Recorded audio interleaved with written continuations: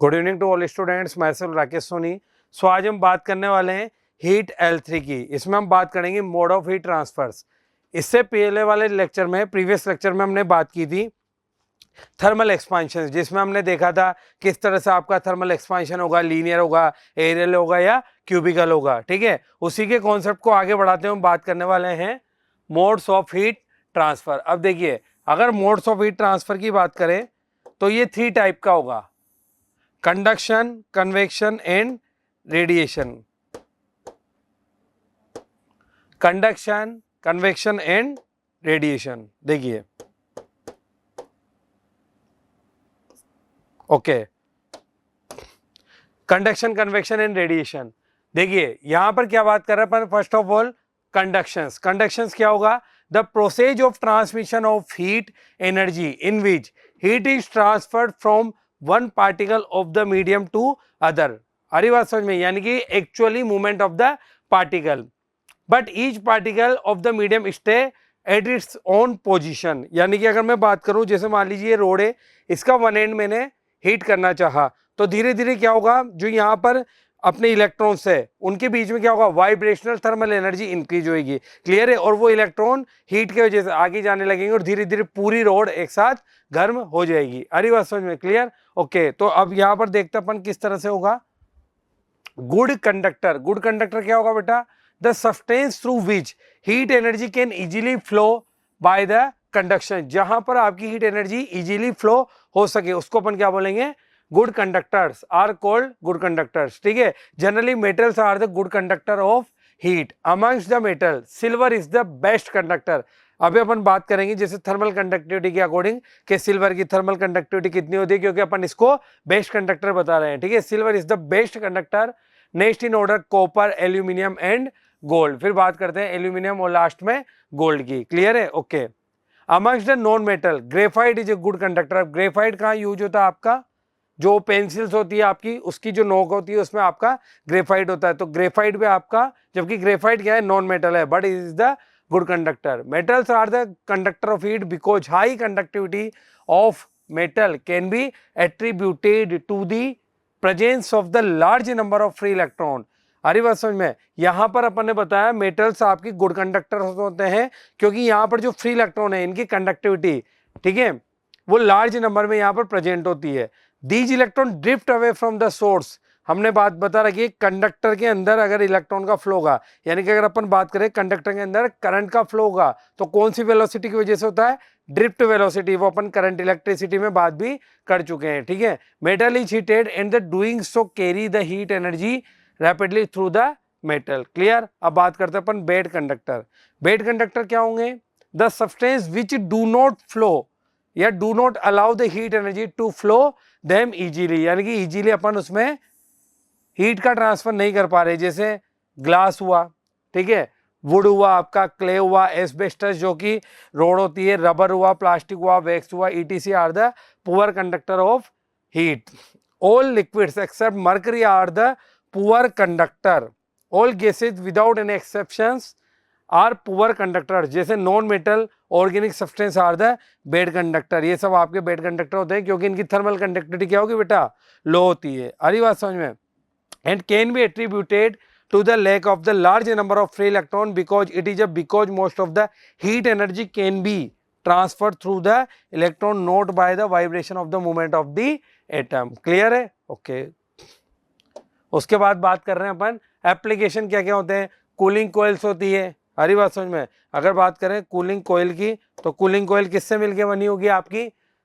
Cooling coil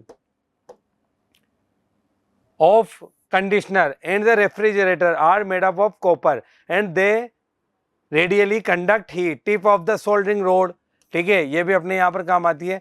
practical application of bad conductor. Clear? अगर practical application की बात करें तो प्रैक्टिकल एप्लीकेशन होगी bad conductor help in conserving energy in A system. जैसे ग्लास हुआ, वुल हुआ, कॉटन हुआ, स्लैग वुल हुआ, एस्बेस्टस, ये सब क्या होंगे? आपके बेड कंडक्टर होंगे। बर्ड्स पफ, जो बर्ड्स के पफ होते हैं, पंख होते हैं, ठीक है, are the feathers winter because they doing so travel large amount of air which turns acts as a insulator, वो किसकी तरह काम करेंगे, आपके इंसुलेटर की तरह काम करेंगे, है ना। अप्लायंस लाइक इलेक्ट्रिकल केटल्स वगैरह, है ना, electric press, electric ovens, soldering rods, ये सब आपके क्या हो रहे हैं, बेड कंडक्टर की बात कर रहे हैं। Slab of the ice are covered with the saw, dust और नी bags prevent them from the melting. अपन जब भी आइस लाते हैं तो उसको या तो आपने देखा होगा थर्माकोल वगैरह से पैक कर देते ताकि हीट का ट्रांसफरेबल नहीं हो, जब तक एटमॉस्फेयर से हीट नहीं मिलेगी वो मेल्ट नहीं होगा। Clear, okay. फिर बात करते हैं अपन यहाँ से, we wear a cloth in winter because of the woollen yarn contains a large amount of trapped air. हम पहनते हैं, ठीक है, कपड़े, है ना, उसमें भी अपना यही काम है। क्लियर। उसके बाद अगर अपन बात करें यहाँ से, तो as wear a large amount of garments in winter such as under shirt और या फिर स्वेटर कोट्स। क्यों पहनते हैं, ताकि आपका हीट वहां पर बना रहे, वुलन का मतलब वो जितनी भी हीट है उसको एब्जॉर्ब करे। इसीलिए आपने देखा होगा सर्दियों के टाइम पर, विंटर सीजन में हम ब्लैक कपड़े को पहनते हैं ताकि वो जितनी भी आने वाली हीट है उसको एब्जॉर्ब कर सके, ठीक है।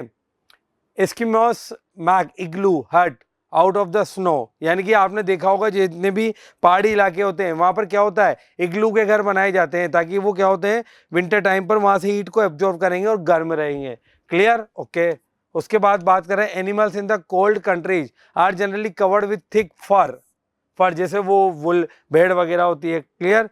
और अगर mud house with traced roof keeps cool in summer and warm in the winter. ऐसा क्यों किया जाता है, ताकि वो हीट को अच्छे से ट्रैप कर सके। क्लियर है, छोटी छोटी चीजें आपको याद रखनी है। क्लियर।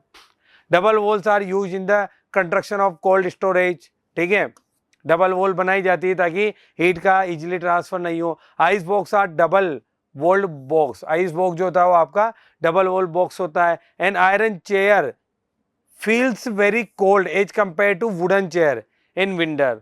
अरे बात समझ में, क्यों, क्योंकि यहाँ पर iron rapidly conduct away the heat from our body but not the wood because the wood is a bad conductor of heat, क्योंकि आपकी वुड क्या होती है, बैड कंडक्टर होती है हीट की। In cold countries double glass window panes are used living gap with the air, double glass window बनाई जाती है ताकि एयर का ट्रैप बना रहे।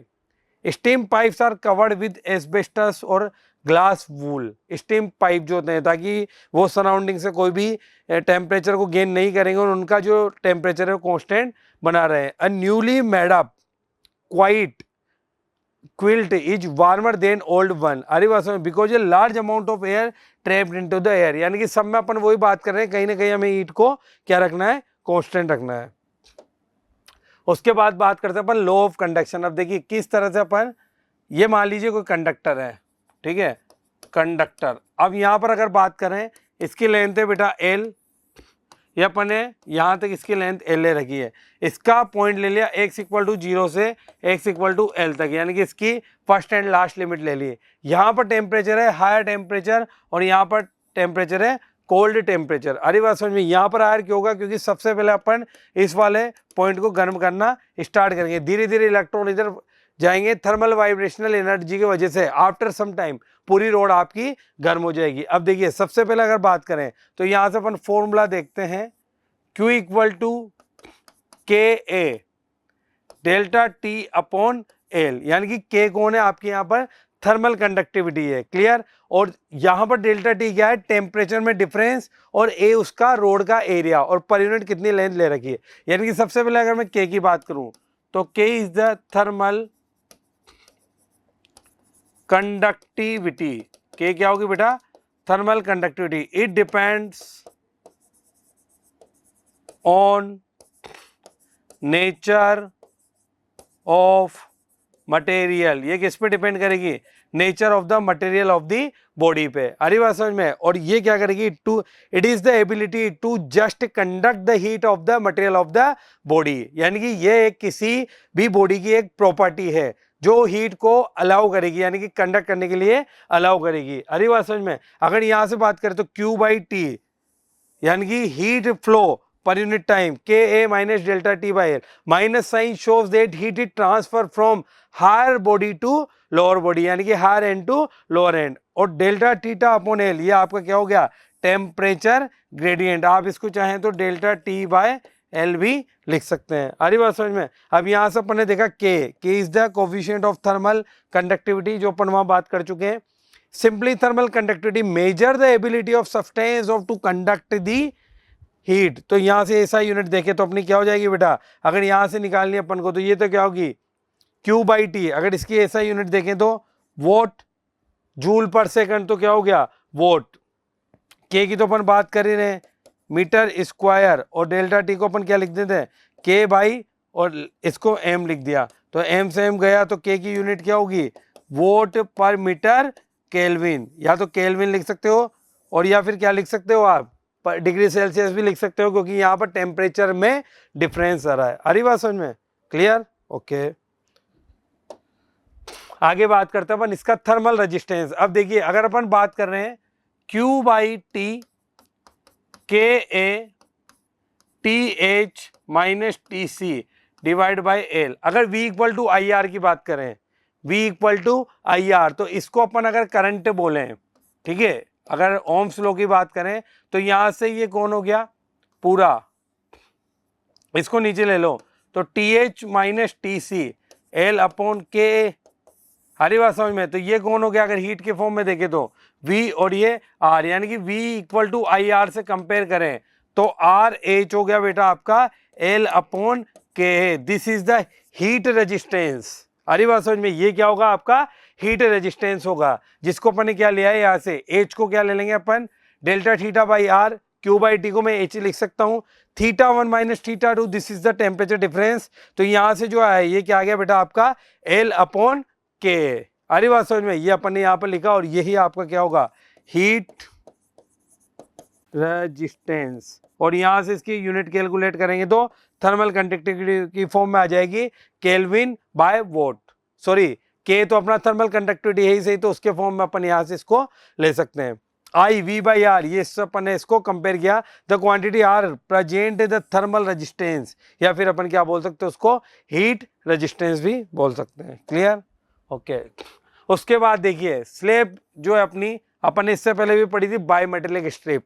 तो स्लेब को अपन ने सीरीज में कनेक्ट किया है, सीरीज में कनेक्ट किया, देखिए ये इसकी लेंथ हो गई L1, ये इसकी लेंथ हो गई बेटा L2। अरे बात समझ में? हीट ट्रांसफर हो रही है इस तरह से यहाँ से Q, इसकी थर्मल कंडक्टिविटी K1, इसकी थर्मल कंडक्टिविटी K2। अब सीरीज में जब कनेक्ट करेंगे तो पूरी दोनों रोड में, दोनों स्लेब में हीट का फ्लो तो सेम रहेगा। ये हो गया आपका हीट रिजर्वायर 8 थीटा H, और ये हो गया आपका थीटा C हो गया कूलिंग के लिए अगर बात करें तो। क्लियर है? अब यहां से देखते हैं अपन हीट का ट्रांसफरेबल। अगर यहां से देखें तो I equal to Q by T,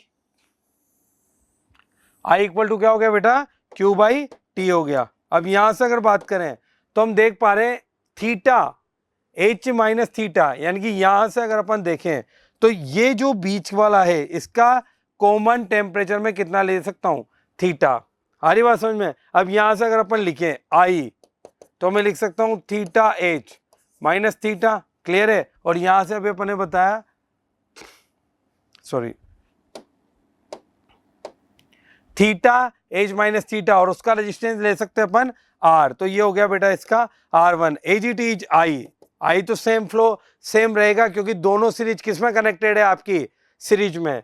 और यहां से लिख सकते हैं theta minus theta C upon R2। अब I1 हो गया और ये I1 एंड I2। अरे बात समझ में? उसी तरह से अपन यहाँ पर हीट का फ्लो भी देख लेंगे। This is the I1 IR1, this is the IR2। अरे बात समझ में? अब यहाँ से क्या करेंगे अपन theta H minus theta plus theta minus theta C।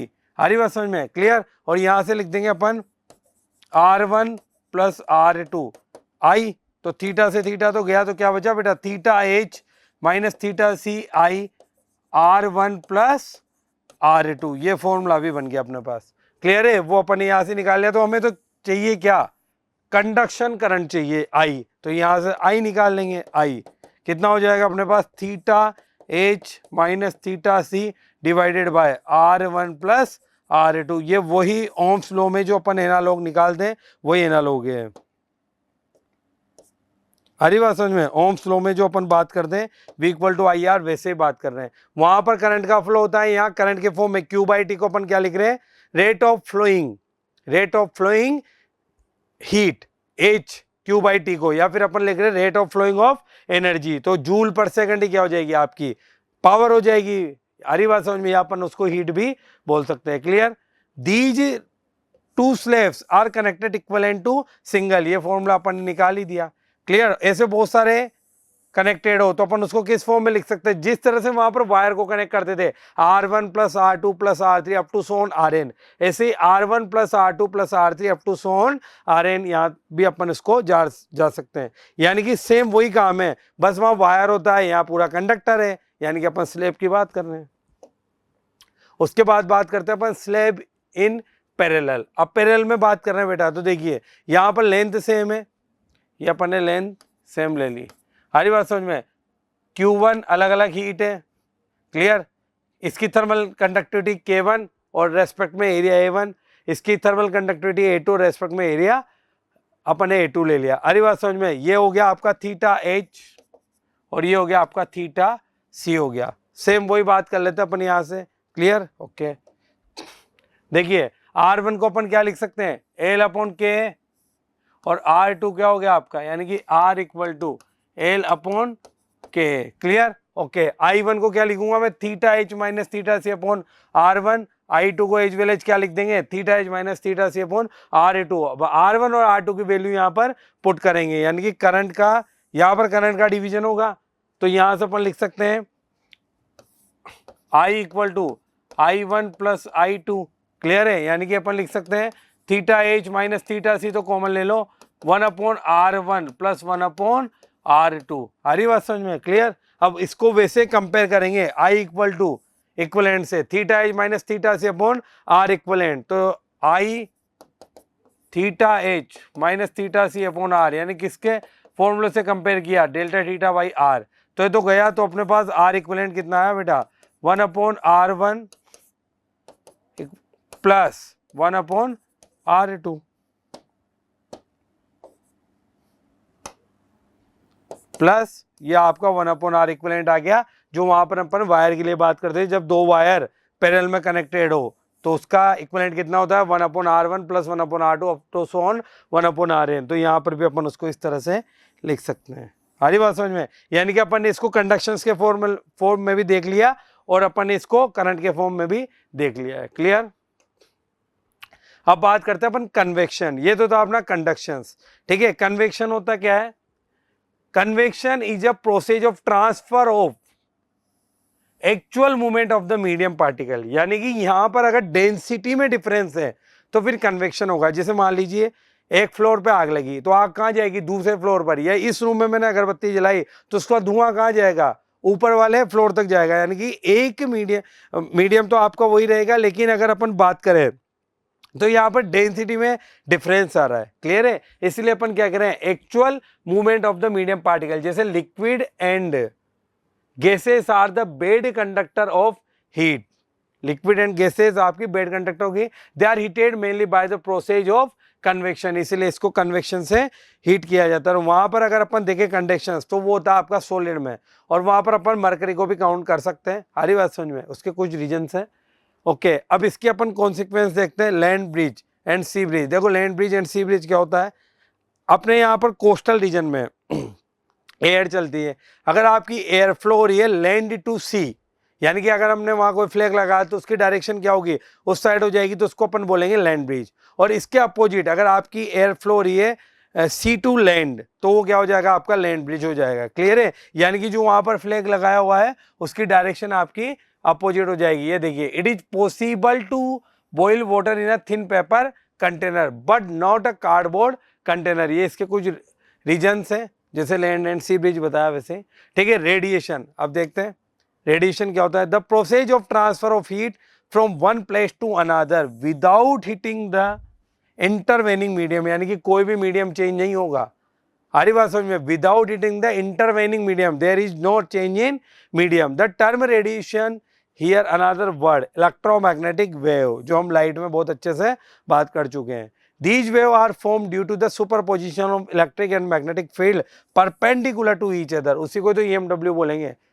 आपकी इलेक्ट्रोमैग्नेटिक वेव होती क्या है, it is defined as the electric field, clear, and magnetic field perpendicular to each other and they are propagating simultaneously, यानी कि जहां पर आपके time के साथ electric and magnetic field very कर रहे हो वो आपकी क्या होगी, इलेक्ट्रोमैग्नेटिक वेव. अब कुछ properties, all objects emit radiation simply because their temperature is above absolute zero and all the object absorb some radiation that falls from the other. Maxwell on the basis, Maxwell ने अपनी कुछ electromagnetic theory दी थी हरी बात समझ में, जहां पर उसने अलग अलग इक्वेशंस को भी वेरीफाई किया था.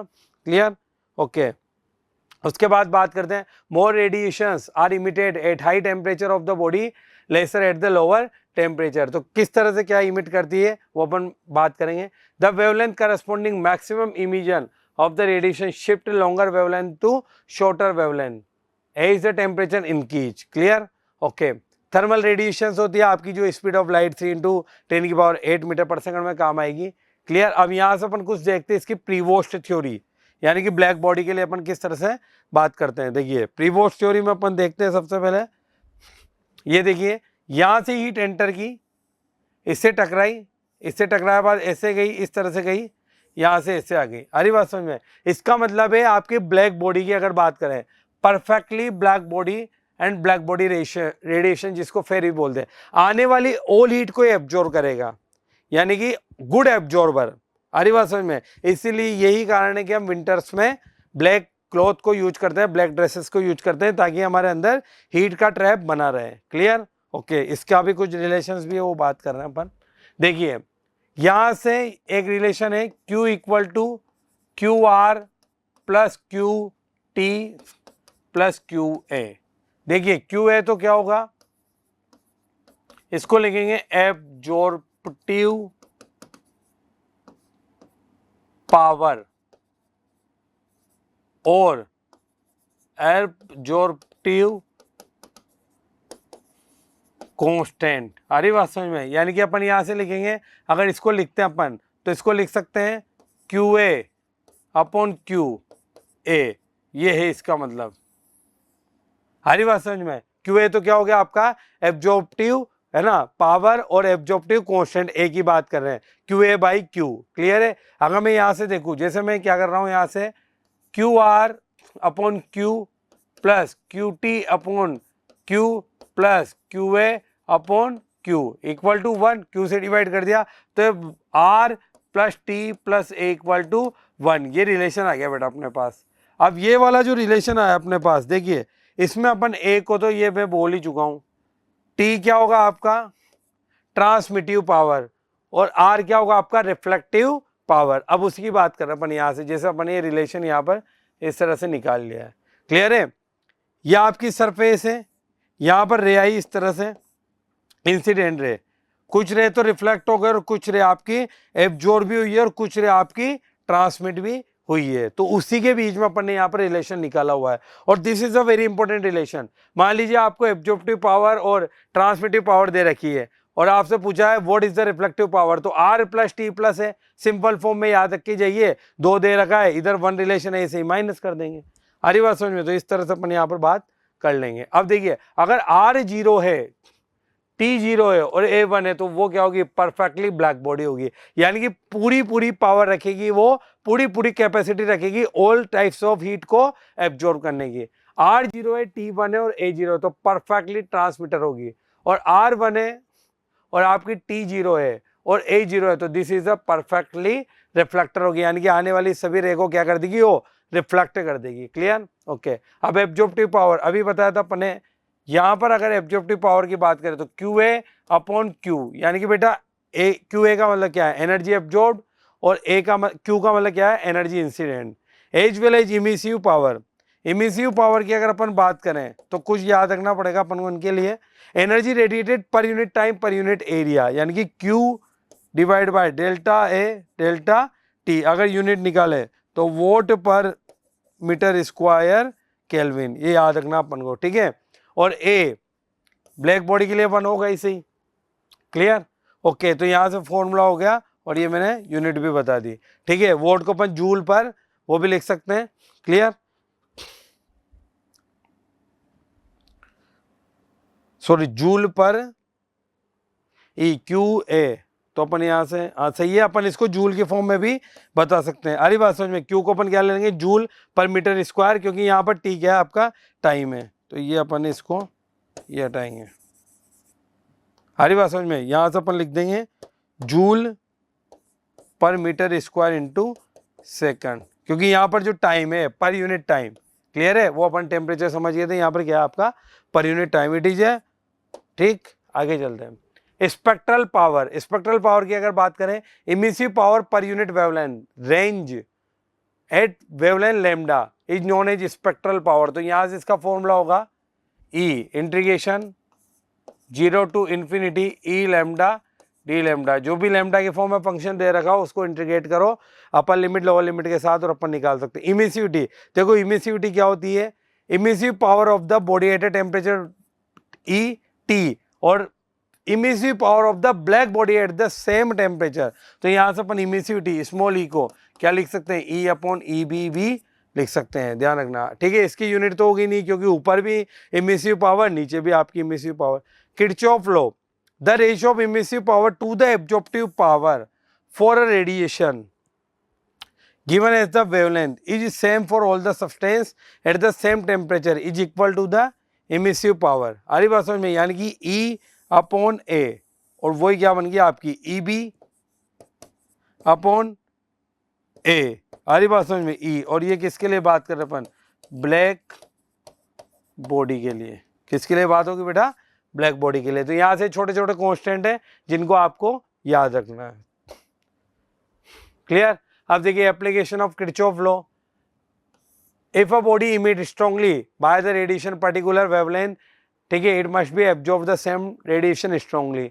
Late a piece of china some dark painting, ठीक है, कुछ ले सकते हैं अपन यहाँ से पोर्शन, जैसे आपने देखा होगा जितने भी यूटेंसिल्स हैं, ठीक है, उन सबकी कंडक्टिविटी क्या रखी जाती है अपनी, उनकी स्पेसिफिक हीट लो रखी जाती है और कंडक्टिविटी उनकी हाई रखी जाती है, क्लियर है, ओके। ऐसे इसमें बात करते हैं सिल्वर सरफेस के लिए बात करें, thermoflask does not absorb much heat from the outside, red glass appears हो गया, और ये आपका हो गया white light is passes through the sodium vapour and spectrum of the transmitted light is seen, we find two dark lines yellow region. अगर अपन ऐसा करके देखते तो अपन को टू डार्क लाइंस दिखेगी येलो रीजन में, क्लियर है, ओके।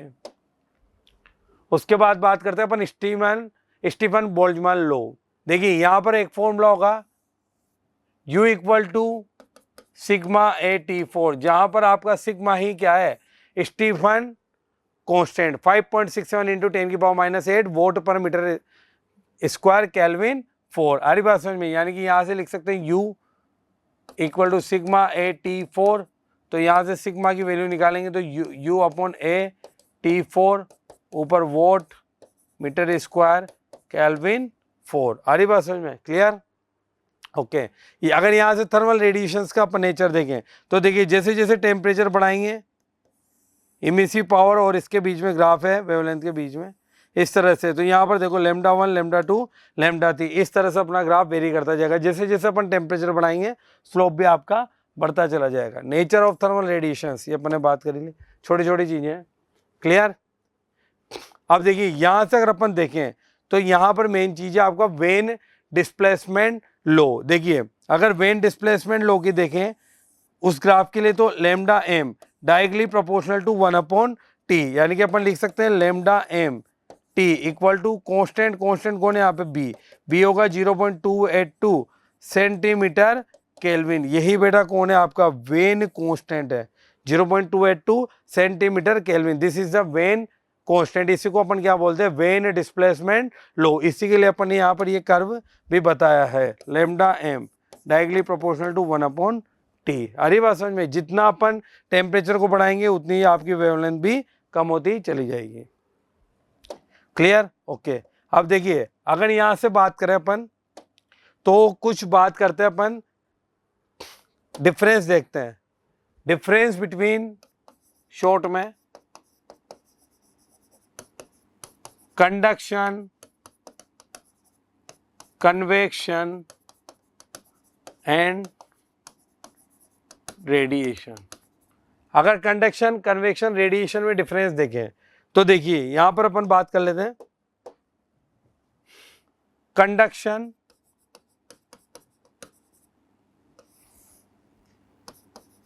कन्वेक्शन, और एक होगा बेटा रेडिएशन। अब देखिए, अगर कंडक्शन में बात करें, हीट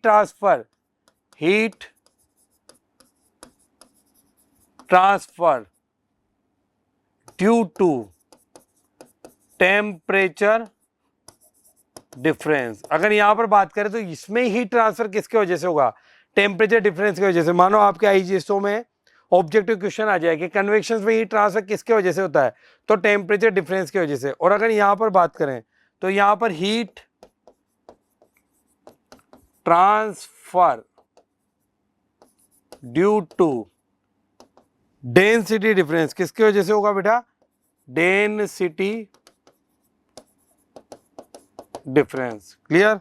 ओके। और वहां पर अगर बात करें तो यहां पर नो चेंज इन मीडियम, यहां पर आपके कोई मीडियम में चेंज नहीं होगा। जनरली अगर कंडक्शंस आपके देखा जाए तो किसमें होगा? Generally in solids and mercury में भी आपका कंडक्शन ही होता है। थर्मोमीटर की बात करी थी अपन इससे पहले। क्लियर है? अगर यहां पर देखा जाए तो जनरली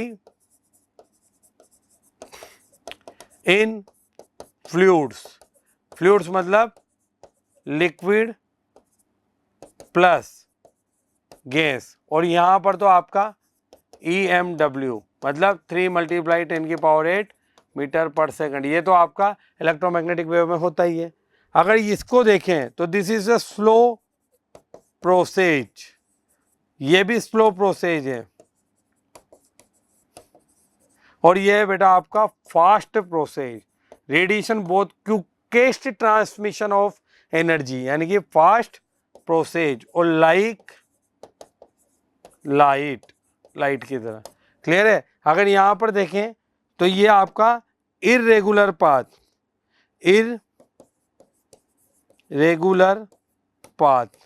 कैसे भी चल सकता है। इसकी भी बात करें तो ये भी इर्रेगुलर पाथ में ही चलेगा, इर्रेगुलर पाथ। और यहां पर देखें तो स्ट्रेट पाथ को फॉलो करेगा, स्ट्रेट पाथ को ये फॉलो करेगा। अगर यहां पर देखें तो ये तो आपका इरेगुलर स्ट्रेट पाथ को ये इस तरह से फॉलो करेगा। अरे बात समझ में? तो ये मैंने आपको कंडक्शन, कन्वेक्शन, रेडिएशंस, ये मैंने कहा आपको लास्ट में बताएंगे क्वेश्चन करने से पहले, ठीक है? क्योंकि आपको ये पूरे दिमाग में क्लियर हो जाना चाहिए। ये आपके टेम्परेचर डिफरेंस की वजह से, ये डेंसिटी डिफरेंस की वजह से, और यहाँ पर तो कोई मीडियम का चेंजेज आपके नहीं होगा। क्लियर? अगर थर्मल कंडक्टिविटी की बात करें, नोट, तो देखिए के आपकी perfect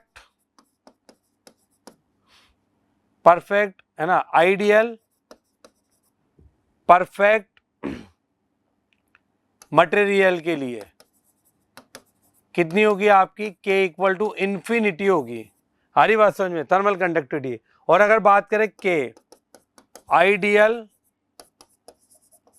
perfect material like bad conductor और इंसुलेटर की बात करें, इंसुलेटर, तो उसके लिए कितनी हो जाएगी? 0। हरी बात समझ में? कितनी हो जाएगी? 0। और यहां पर अगर बात करें तो अपन कंडक्टर वर्ड भी यूज कर सकते हैं। हरी बात समझ में? ये कितनी हो जाएगी आपकी? 0।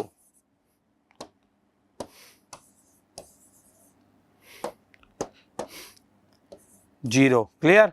और अगर यहां से देखें, ये अपन ने लिख रखा है 0। क्लियर? के देखे तो सिल्वर की होती है के AG 410 वोट पर मीटर केल्विन, मैक्सिमम सबसे ज्यादा सिल्वर की होती है। और अगर मिनिमम देखें, मिनिमम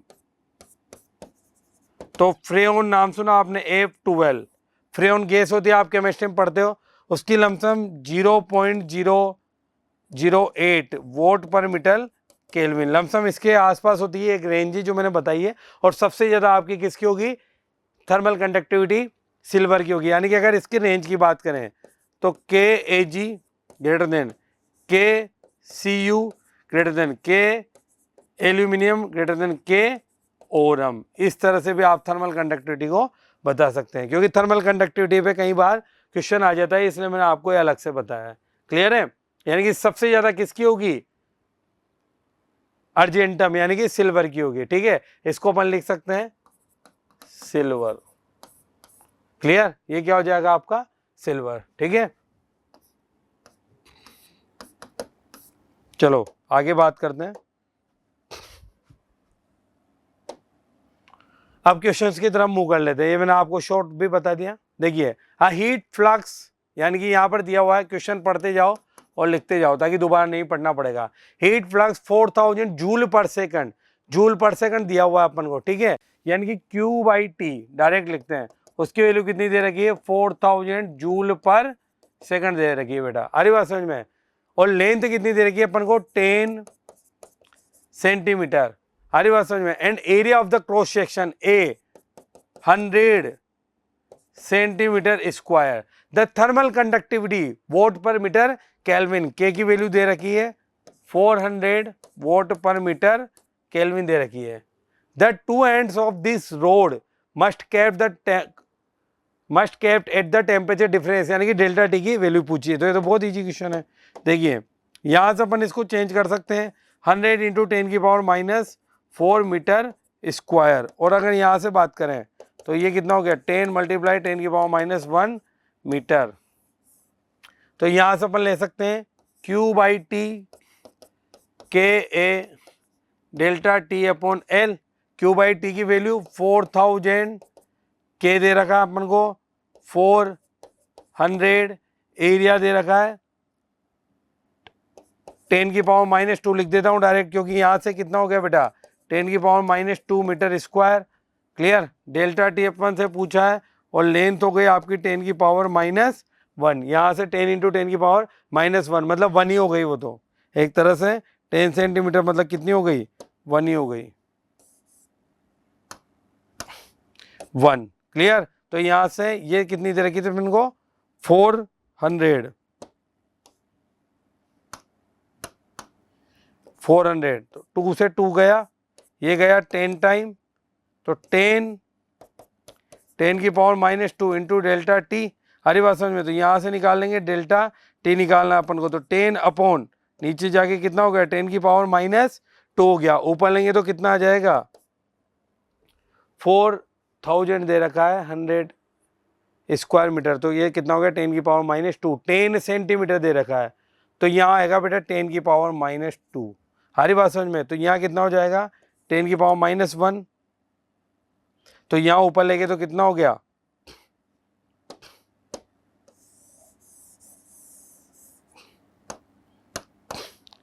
यहां से हो गया आपके पास, सोल्व कर लेते हैं एक बार।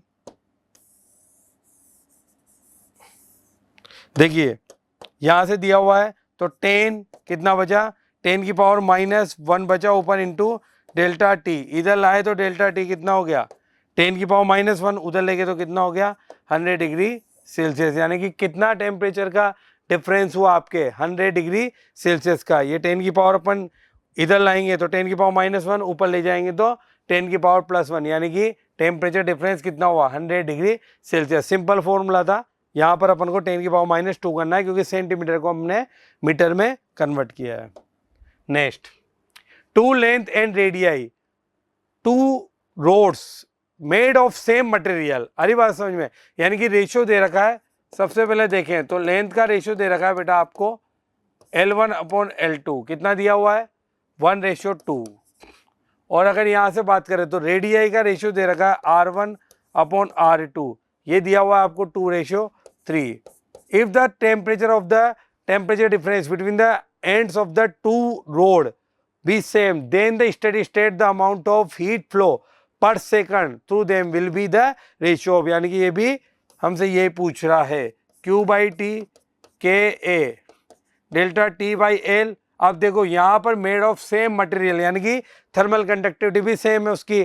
ठीक है, और टेम्परेचर डिफरेंस दोनों पर सेम है, यानी कि डेल्टा टी भी कांस्टेंट है। अगर डेल्टा टी कांस्टेंट है तो अपन यहाँ से लिख सकते हैं H directly proportional to Q by T को मैं क्या लिख सकता हूँ? H लिख सकता हूँ A बाई L।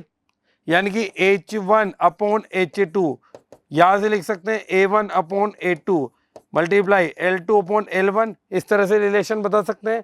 क्लियर है। A1/A2 को मैं क्या लिख सकता हूँ बेटा, पाई आर स्क्वायर, यानी कि पाई आर स्क्वायर कितना हो जाएगा, नीचे भी पाई, और यहाँ पर इसकी वैल्यू हो जाएगी 4/9, स्क्वायर कर दिया मैंने एरिया पाई आर स्क्वायर, और L2/L1 का रेशियो अपोजिट कर देंगे तो कितना आएगा 2/1। अब देखिए पाई से पाई तो आपका कैंसिल आउट, तो ऊपर कितना रेशियो बचा 8/9, यानी कि रिक्वायर्ड रेशियो H1/H2 कितना हो गया बेटा 8:9, it is the required ratio. Clear है। तो इस तरह से अपन यहाँ से इसको भी बता सकते हैं। अपन को सिर्फ क्वेश्चंस पढ़ना है और hand to hand given data लिखते हुए चलना है, ताकि आपको दोबारा क्वेश्चन नहीं पढ़ना पड़ेगा और आपका टाइम बचेगा। क्लियर है, चाहे 10 लाइन का क्वेश्चन हो।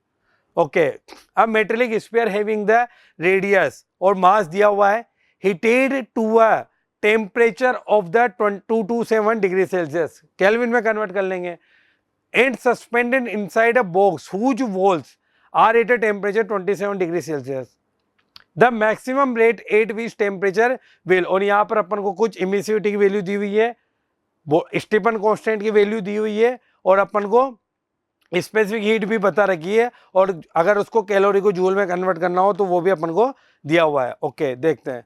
सबसे पहले वही Q/T है ना, इमिसिविटी दे रखी तो sigma E sigma A delta T की पावर 4, वही यूज कर लिया स्टीफन बोल्ट्जमान लॉ वाला फॉर्मूला। इमिसिविटी दे रखी है, Q/T को मैं क्या लिख सकता हूँ, E लिख सकता हूँ, या पावर, जो भी हमसे यहाँ पर पूछा है, हमसे पूछा maximum rate at which temperature will flow, यानी कि सेंटीग्रेड पर सेकंड में हमसे आंसर पूछा हुआ है। क्लियर है। तो सबसे पहले देखिए T1 की अगर बात करें तो मेटेलिक स्फीयर का 27 डिग्री सेल्सियस, तो इसको चेंज कर लेंगे 27 + 273 300 केल्विन हो जाएगा बेटा। और T2 की बात करूं तो 227 डिग्री सेल्सियस, तो 227 + 273 कितना हो गया 500 केल्विन हो गया। क्लियर है। इमिसिविटी की वैल्यू कितनी दे रखी है 1, तो यहां से देखते हैं। ओके, अब देखो E की वैल्यू 1, इमिसिविटी सिग्मा की वैल्यू दी रखी है 5.8 मल्टीप्लाई 10 की पावर -8। अरे बात समझ में। क्लियर। अपन चाहें तो यूनिट भी पुट कर सकते हैं। क्लियर है। जो बचेगा वो लास्ट में आंसर आ जाएगा। क्लियर। ओके, और डिवाइडेड बाय पावर दे रखी है, तो नीचे अपन स्पेसिफिक हीट MS भी ले लेते हैं, ताकि ये Q/T क्या हो जाएगी अपने पास पावर। अरे बात समझ में, पावर हो जाएगा, क्योंकि अपन को उसका मास भी दिया हुआ है 5.8 इंटू, यहाँ पर ही ले लिया मैंने MS, जो अपना फॉर्मूला था Q = MS डेल्टा T, उससे मैंने यहाँ पर ही ले लिया इसको, ताकि आपको कैलकुलेशन करने में इजी रहेगा। उसके बाद एरिया, अब अपन को रेडियस दे रखी है, तो एरिया 3.14, सॉरी सरफेस एरिया, अगर इसकी बात करें तो सरफेस एरिया कितना होगा, यहां पर ही देख लेते हैं। ए सरफेस एरिया क्या होता है मेटेलिक स्फीयर का 4πr²।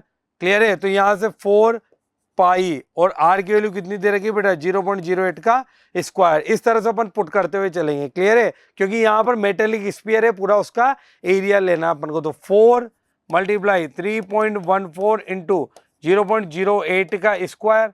क्लियर है। ओके, उसके बाद अपने पास क्या बचा T4, तो यहां से रखेंगे बेटा केल्विन में चेंज कर लिया अपन ने 500 की पावर 4 माइनस 300 की पावर 4, ये कर लिया डिवाइडेड बाय M कितना दे रखा है 10 kg, और S कितनी दे रखी है अपन को, स्पेसिफिक हीट दे रखी है 90 कैलोरी kg पर डिग्री, तो उसको एंड टू एंड अपन जूल में भी चेंज कर लेंगे। तो यहां से हो गया 90 × 4.2, यहां से अपन इसको जूल में भी चेंज कर लिया, क्योंकि वो कैलोरी में आपको दिया हुआ है 1 कैलोरी = 4.2 जूल। सीधा सा अपन को इस फॉर्मूले में वैल्यू पुट करनी है, इसीलिए मैंने आपको एक साथ बता दिया, नहीं तो अलग अलग करते तो आप कंफ्यूज हो जाते। अरे बात समझ में। अब इसको सोल्व करते हैं अपन, तो देखिए 1 × 5.8 10 की power -8, 4 × 3.14,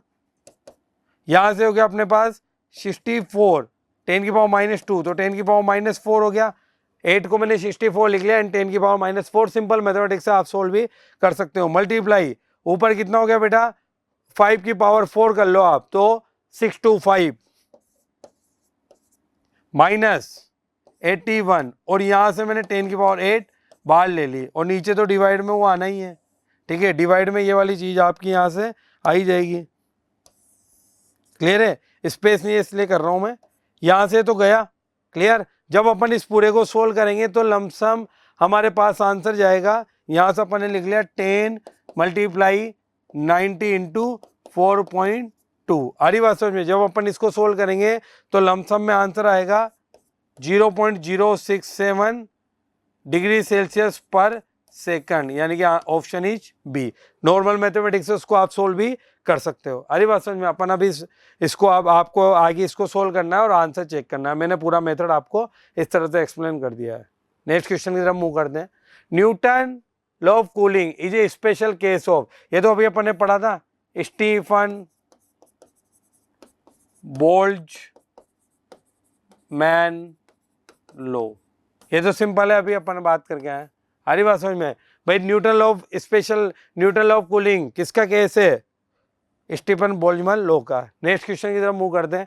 a glass vessel of volume 100 centimetre cube,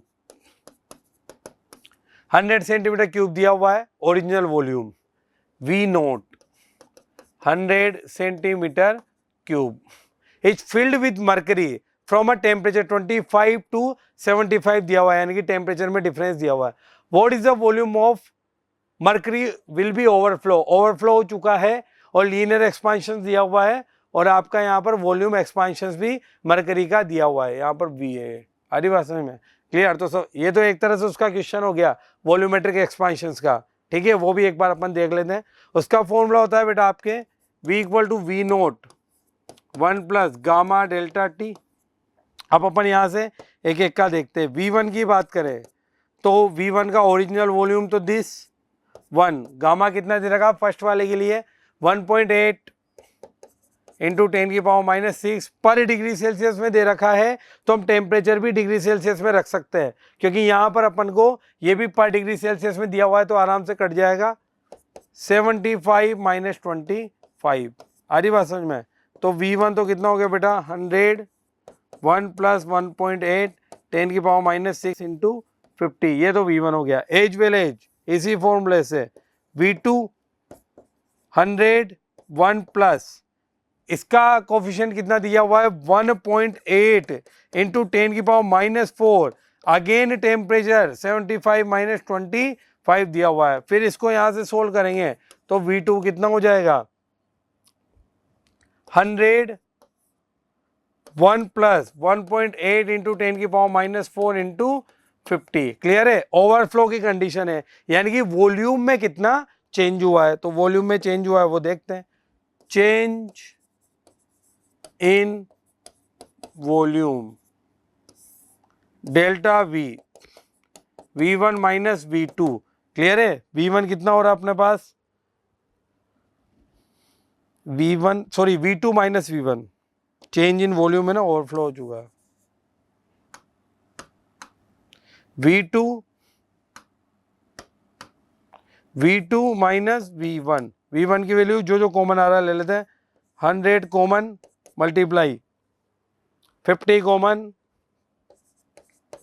1.8 common 10⁻⁻4 - 10⁻�6, clear है। 100 अंदर मल्टीप्लाई करते तो ये भी कॉमन आ रहा है, इधर ये भी कॉमन आ रहा है, 50 कॉमन है आपका और ये जो बचा हुआ है 1.8 भी कॉमन है। सोल्व करते हैं। ये हो गया 5000 मल्टीप्लाई 18 और यहाँ से अपन 10 × 10⁻⁻4 10⁻⁻6, तो ये हो गया बेटा आपका 18 5 90 × 10⁻⁻4 10⁻⁻6। एक तरह से सोल्व कर लेंगे अपन, तो लास्ट में जो अपना आंसर बचेगा वो आएगा 0.88 सेंटीमीटर क्यूब के लमसम। तो आपका आंसर हो गया दिस। हरी बात समझ में, आप सोल्व कर सकते हो आराम से और जो भी आंसर है वो आप लगा सकते हो, क्लियर है।